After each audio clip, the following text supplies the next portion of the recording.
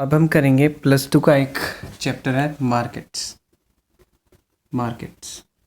सबसे पहले मार्केट क्या होती है? मार्केट कोई जगह नहीं होती। मार्केट एक ऐसी सिचुएशन है जहाँ पे लार्ज नंबर ऑफ बायर्स और लार्ज नंबर ऑफ सेलर्स होते हैं और वो आपस में इतने क्लोज कांटेक्ट में होते हैं कि ख़रीदना और बेचना असरदार होता है। तो इसकी सिंपलेस्ट डेफिनेशन क्या लिखनी है? It is a situation. ये एक ऐसी सिचुएशन है इन विच देयर आर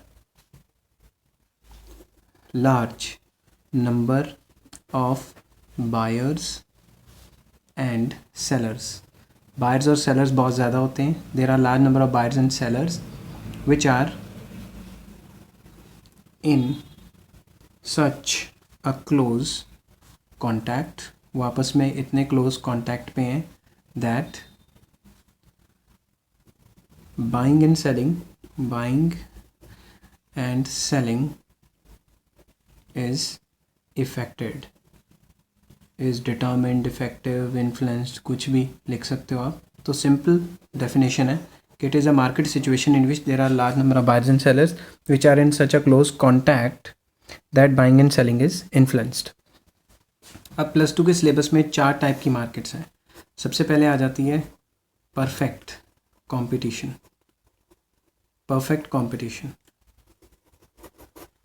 दूसरी आ जाती है मोनोपोली। तीसरी आ जाती है मोनोपोलिस्टिक कंपटीशन।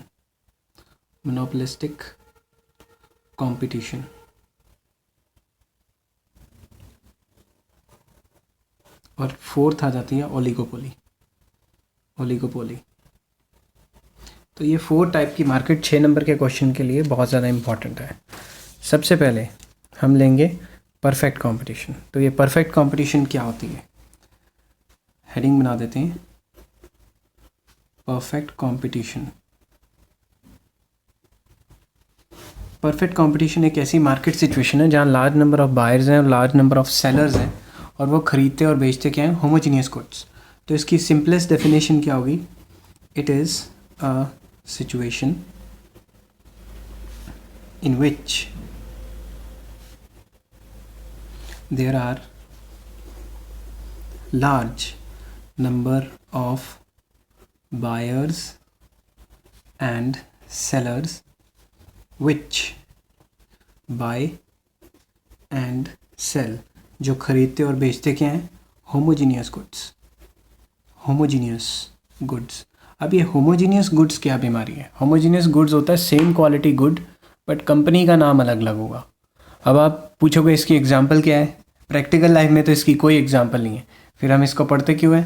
क्योंकि ज़्यादातर जो भी आप इकोनॉमिक मॉडल्स या इकोनॉमिक थ्योरीज पढ़ोगे उसमें सारा का सारा अजम्पशन में यही लिखा है कि परफेक्ट कंपटीशन की अजम्पशन है कि हम परफेक्ट कंपटीशन मान के चलते हैं। अब इसके फीचर्स क्या हैं? Features of perfect competition. Perfect competition के फीचर्स क्या हैं? परफेक्ट कंपटीशन का सबसे पहला फीचर है number 1, large number of buyers बहुत ज़्यादा होते हैं। बायर इतने ज़्यादा हैं कि अगर एक आधा दुकान पे सामान नहीं खरीद रहा तो कोई आफत नहीं आ रही। एक बंदा नहीं खरीद रहा, बाकी बंदे खरीद लेंगे। तो लार्ज नंबर ऑफ बायर्स आप इस तरीके से लिखोगे, there are large number of buyers under perfect competition and no individual buyer can influence market demand. एक आधा बायर पूरी मार्केट डिमांड को नहीं हिला सकता। सपोज़ एक आधा बायर कहे कि मुझे ये चीज़ नहीं खरीदनी, तो मार्केट में ऐसा नहीं है कि उस चीज़ की डिमांड ही बंद हो जाएगी। एक बायर पे कुछ डिपेंड नहीं करता। नेक्स्ट आ जाता है second, large number of sellers. बेचने वाले भी बहुत ज़्यादा हैं। बेचने वाले इतने ज़्यादा हैं कि अगर एक आधा दुकान बंद भी कर ले तो कोई फ़र्क नहीं पड़ रहा। तो हम लिखेंगे there are large number of sellers and no individual seller can influence market supply. एक आधा सेलर कभी मार्केट सप्लाई में कोई असर नहीं डाल सकता। अगर एक दुकान बंद होगी तो बाकी दुकानें खुली हैं, वहाँ से सप्लाई चालू रहेगी। थर्ड, इस टाइप की मार्केट में क्या होता है? Homogeneous goods. होमोजीनियस गुड्स क्या होता है? Homogeneous goods means same quality goods.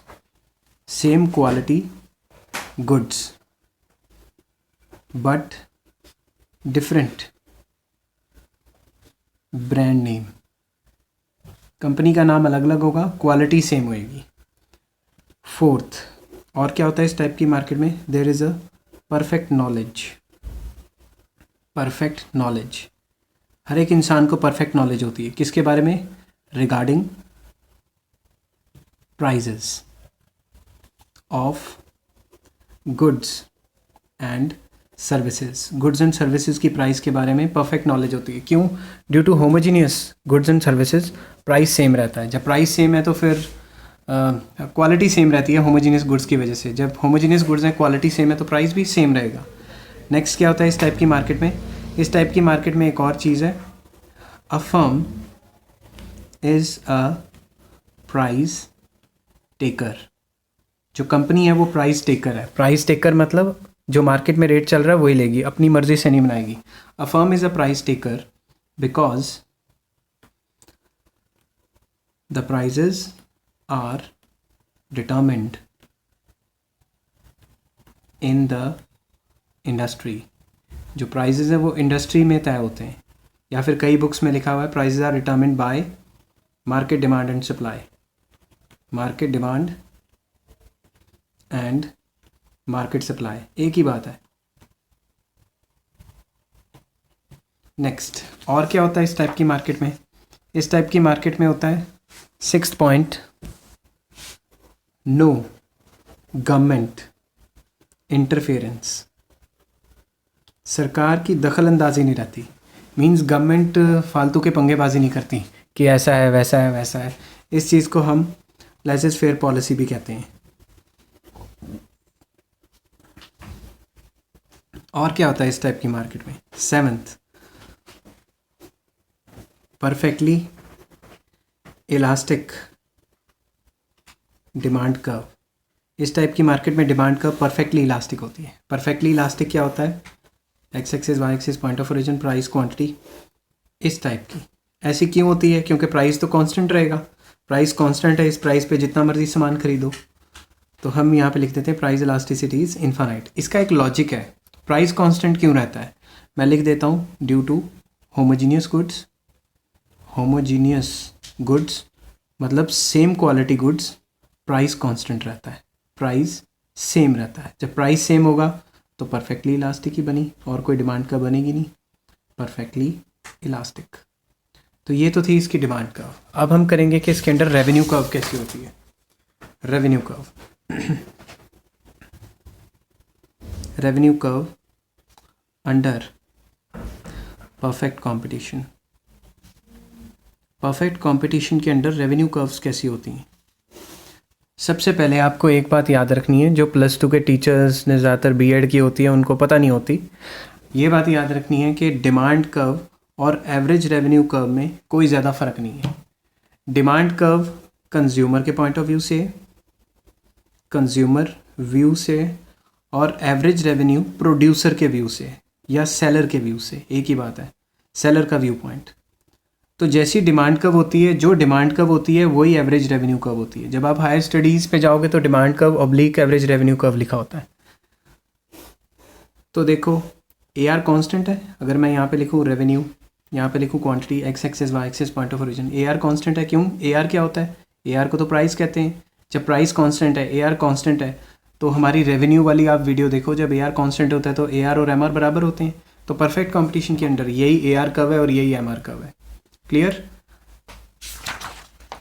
उसके बाद नाइन्थ पॉइंट में हम बताएंगे प्रोड्यूसर इक्विलिब्रियम कैसे होता है। प्रोड्यूसर इक्विलिब्रियम एक ऐसी सिचुएशन है जो पिछली वीडियो में हमने डिस्कस की थी, जहाँ प्रोड्यूसर को मैक्सिमम प्रॉफिट होते हैं।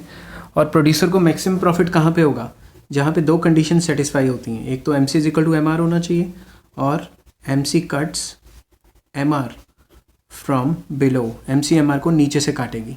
कई बुक्स में लिखा हुआ है MC शुड बी राइजिंग, एक ही बात है, शुड बी राइजिंग। अब इसकी सिंपल सी डायग्राम, रेवेन्यू यहाँ पे ले लेना है, कॉस्ट, क्वांटिटी। ये क्या है, ये AR is equals to MR curve है। MC कर्व इस टाइप होती है, U शेप। MCMR को 2 पॉइंट पे काट रही है, एक ये है एक ये है, बट इक्विलिब्रियम का पॉइंट हमेशा E1 है। इक्विलिब्रियम का पॉइंट हमेशा E1 इसलिए MC = MR इस पॉइंट पे भी है और इस पॉइंट पे भी है। But second condition MC cuts MR from below, या MC शुड बी राइजिंग, वो सिर्फ इसी पॉइंट पे है। इस पॉइंट पे तो MCMR बराबर है और MCMR को ऊपर से काट रही है, बट नीचे से यहाँ से काट रही है। तो दोनों कंडीशन यहाँ पे सेटिस्फाइड होती हैं, इसीलिए यहाँ पे प्रोड्यूसर इक्विलिब्रियम है। ये था हमारा परफेक्ट कॉम्पिटिशन। अब हम करेंगे मोनोपोली। मोनोपोली क्या होती है? मोनोपोली एक ऐसी मार्केट है जहाँ पे लार्ज नंबर ऑफ बायर्स होते हैं बट बेचने वाला एक ही है। तो मोनोपोली क्या है? It is a market situation in which there are large number of buyers, खरीदार बहुत ज़्यादा हैं, but only one seller of the product, उस प्रोडक्ट का एक ही सेलर है। एग्जाम्पल, रेलवेज़ को सिर्फ government of India he control कर रही है, कोई प्राइवेट बंदा ट्रेनें नहीं चला रहा। तो अभी तक तो रेलवेज़ हैं, पहले बिजली भी कह सकते थे, इलेक्ट्रिसिटी, बट वो प्राइवेटाइज भी कर दिए कई जगह पे, तो हम वो कह नहीं सकते। अब इसकी फ़ीचर्स क्या हैं?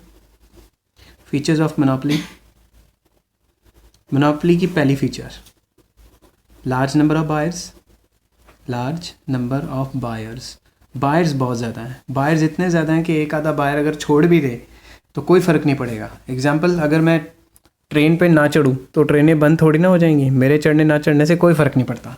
तो large number of buyers and no individual buyer can influence market demand. एक आधा बायर पूरी की पूरी मार्केट डिमांड को नहीं हिला सकता। नेक्स्ट आ जाता है ओनली वन सेलर। सेलर सिर्फ एक ही है।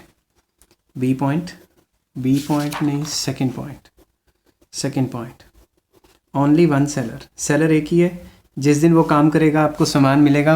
अगर उसने हड़ताल पे बैठ गया, कहीं कुछ हो गया, तो आपको सामान नहीं मिलेगा, सप्लाई रुक जाएगी। Only one seller and whole market supply is fully controlled. पूरी की पूरी मार्केट सप्लाई कंट्रोल्ड है। थर्ड पॉइंट इसमें आ जाता है price discrimination. Price discrimination.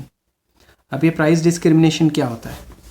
Price discrimination का मतलब है अलग अलग बंदों से अलग अलग रेट चार्ज करना एक ही चीज़ के। तो price discrimination means charging different prices